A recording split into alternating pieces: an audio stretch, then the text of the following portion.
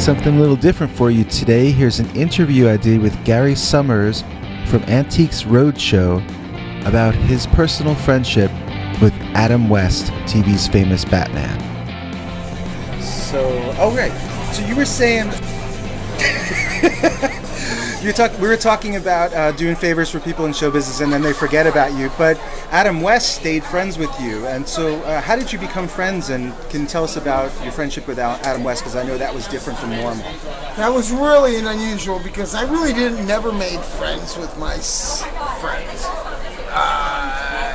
You hang out with people that are extremely qualified talent all the time, right, and you just respect them. They're your idols in some senses. And they say oftentimes you don't want to meet your idols because they could disappoint you. I was very lucky because I always had pretty good experiences with all the people I respected, the bands I met, like the Dead and people like that. But I never imposed myself on them. I never felt like I was asking them for something or expecting more from them or wanted anything, really. Right. So when I started out in the mid to late 80s, producing collectibles extravaganzas in the Boston area, it's like 85 or 86. I talked to my partner. I says, if we had celebrity guests come and sign autographs, it would draw a lot of publicity. The TV stations would talk about it, the radio stations would talk about it. This is the 20th century when they did that. That they would talk about it. So it's a great idea. We had a good publicist. So who do we get?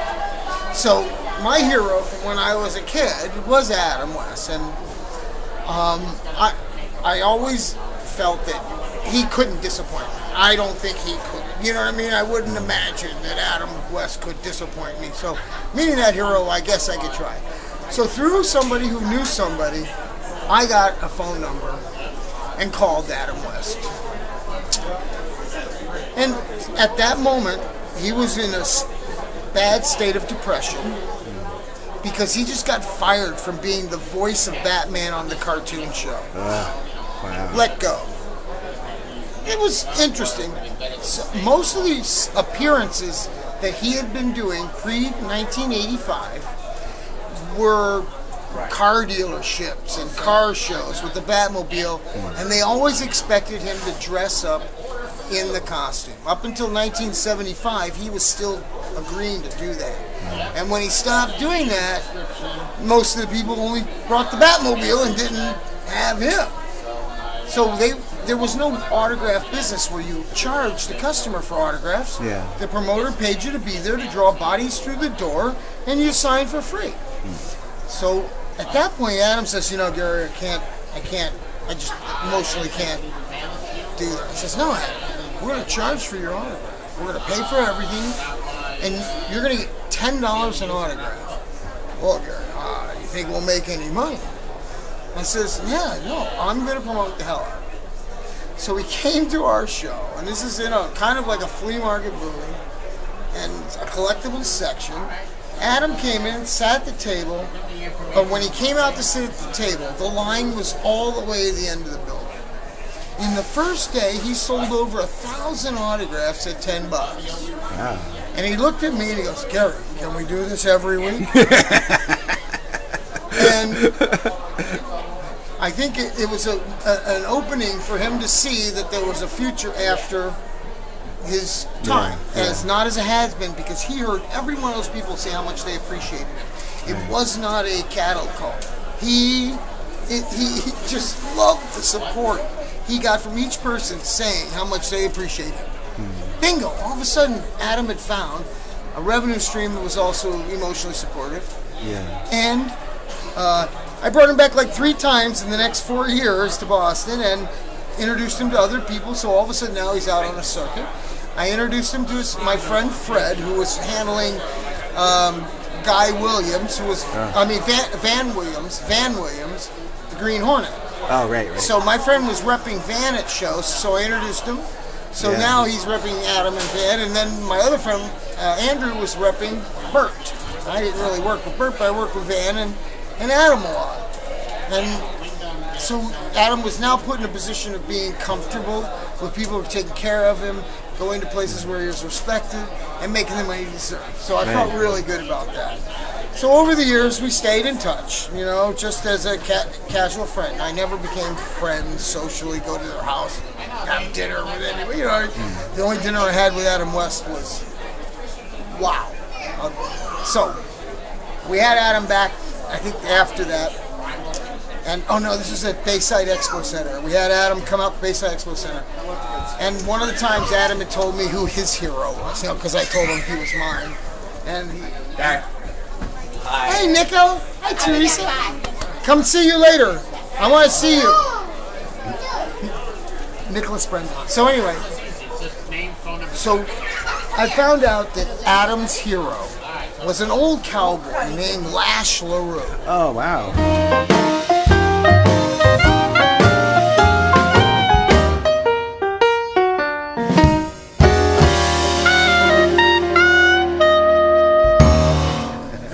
A vacuum. Absolutely. So I found out that Lash LaRue was Adam's hero. So I contacted my friend Charles, who works with all the old cowboys. He says, "Can you bring Lash up?" We brought Lash up. Adam was just so, you know, just awestruck.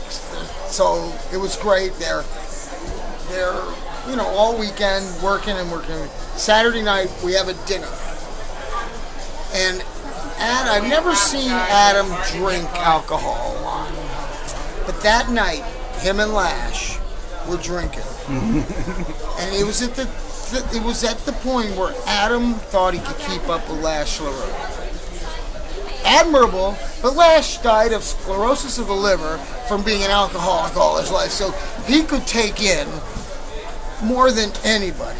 And to see Adam as a happy child with his hero, the two of them getting drunk and drinking together, it's one of the happiest moments in my whole life. Amazing. You know what I mean? That's a great story. It was, and the funny part was Butch Patrick was there and with us, and so it was pretty much fun. You know? Yeah.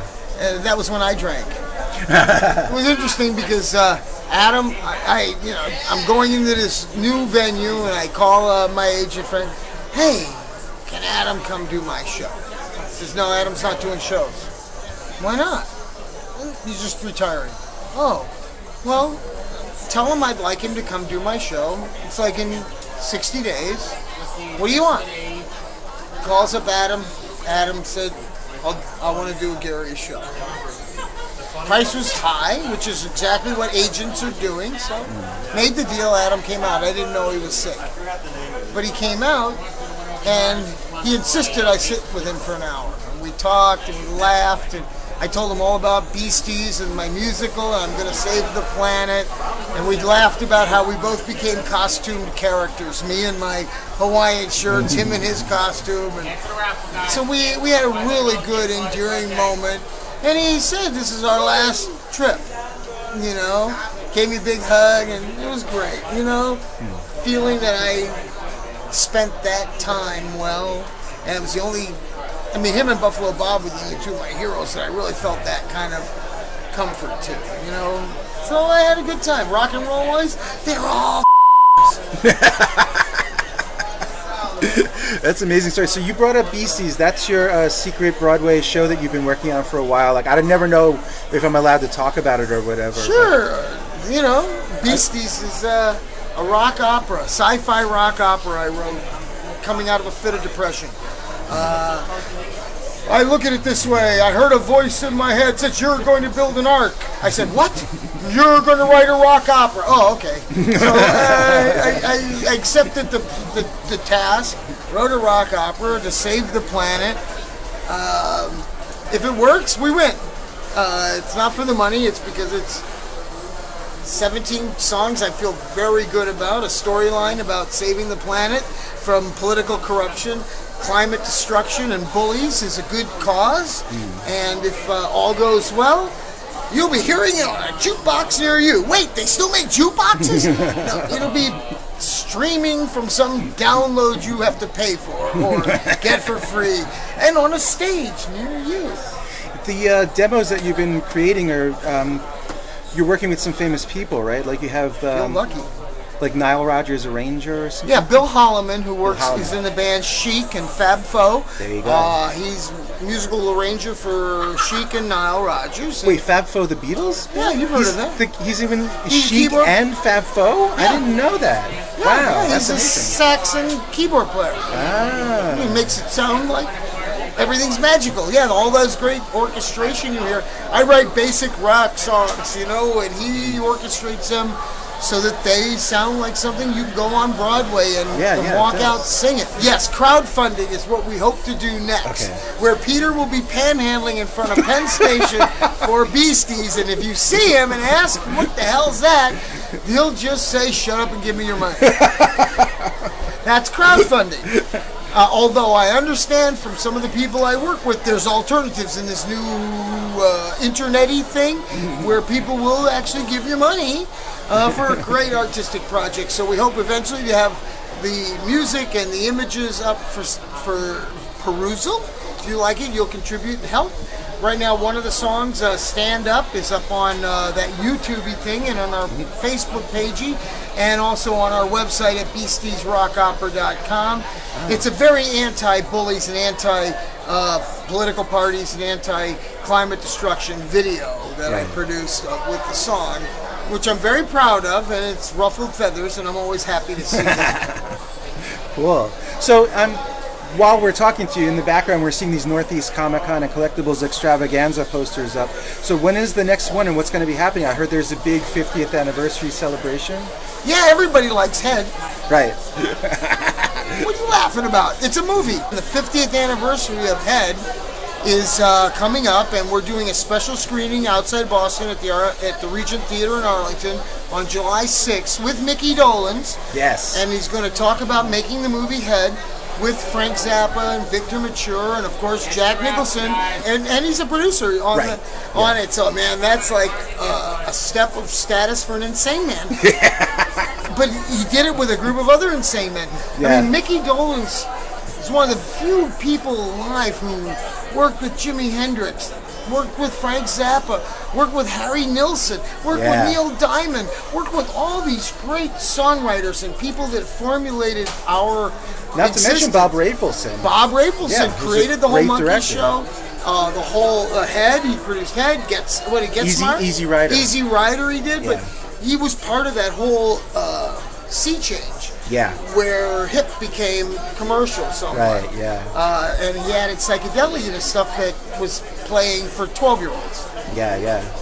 So I think that with our showing, the screening of Head, Mickey's going to do a Q&A talking about actually making the film. We don't want questions about Circus Boy, thank you. But he's going to be talking about making the movie. And this is right in the middle of, he's coming off 20 dates on tour with Mike Nesmith. Whoa, I didn't know that. Yeah, he's playing here. I think the Beacon or someplace. Wow. Mike and Mickey only together. Right. So that's what they're calling it? They're not calling it Monkeys? It's the Mike and Mickey show. Oh, okay. So I'm hoping they do a Boston area date, but they haven't booked it yet. But they have a New Jersey and a New York show. Wow, that's amazing. Yeah, I'm glad those two guys get along at least, if not, no comment. No comment. Yeah. Wow, so when is that? That's June? That's July 6th, 7th, and 8th, and it's in the Boxborough region. 3 days. Yeah, 3 days. The 6th is Friday night. He's doing the Head screening as part of the show. And then Saturday, we're doing at the convention, at the Northeast Comic Con, we're doing Mickey Karaoke, which means for a price, fans could sing on stage with Mickey Dolenz doing karaoke songs of the Monkees or anything they choose. Mickey has agreed to do 10 songs. The money goes to Make-A-Wish Foundation. So Mickey Karaoke is going to be hysterical because everybody at the con gets to watch. It's all included in the weekend price. The best part is everybody will get to experience Mickey singing live in a beautiful environment. Cool. Wow, so that's July 6th, 7th, and 8th. Cool. Boxborough, Massachusetts. It's right off 495 near Route 2. That means Suburbs. So much to me. No, but your viewers live in our neighborhood. Both of them. Oh, wait, no. One of them lives there. I forgot. The other one moved away. Yeah, the other one died, I think. No, they're too young to die. Too old to rock and roll, too young to die. Well, on that note, I think we should. We'll all see you at. You'll in be Boston. there. Peter will probably be there because he's going to figure out a way to bring those American girls to Northeast Comic Con again because they fit in a suitcase. Right. And as long as they fit in a suitcase and they're flat chested, it's okay. Oh, I meant flat. Right. Thanks, Gary. Aloha.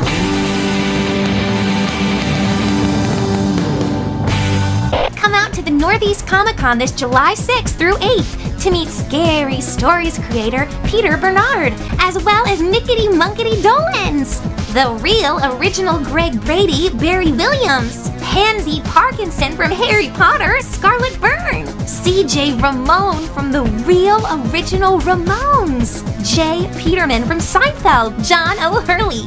Plus, if you're lucky, you might get to appear in a cartoon with me, yo! Hooray!